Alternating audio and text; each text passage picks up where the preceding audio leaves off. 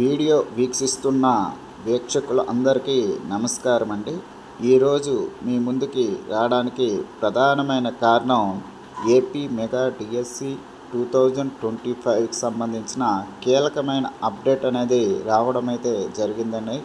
మీరందరూ కూడా డిస్ప్లేపై చూస్తున్నారు. దిశ అనే పేపర్లో ఈరోజు న్యూస్ ఆర్టికల్ అయితే రావడం జరిగింది.